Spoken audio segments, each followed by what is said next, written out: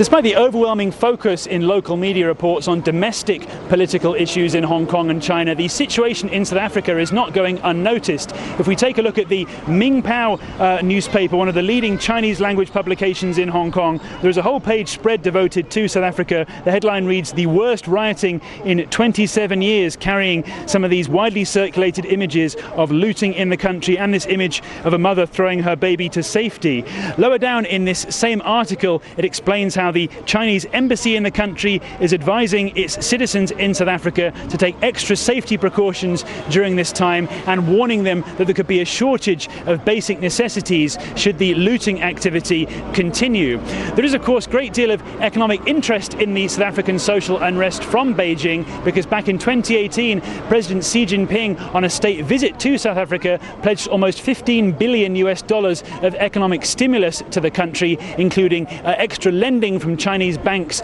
to South African state enterprises, an increase of South African imports into China, and an overall wider game plan for more Chinese investment into the African continent.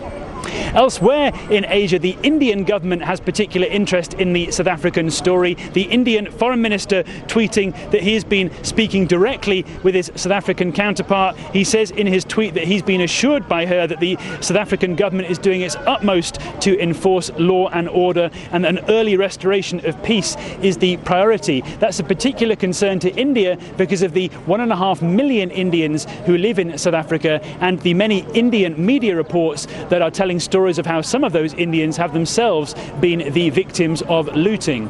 Elsewhere in Asia, the other powerhouse in the region, Japan, has had perhaps less column inches devoted to South Africa's social unrest because of the countdown to the Olympics and the arrival into the country of South Africa's rugby sevens team. That squad has unfortunately been laid straight into quarantine because a member on the flight arriving into the country was found to test positive for COVID-19, and while it's said that that person was not part of the rugby squad itself, the rest of the team has nevertheless been required to quarantine. So an Olympic angle on South African focus in Japan, but elsewhere, as you can see from the newspapers here in Hong Kong, a great deal of political and economic interest in the developments in South Africa.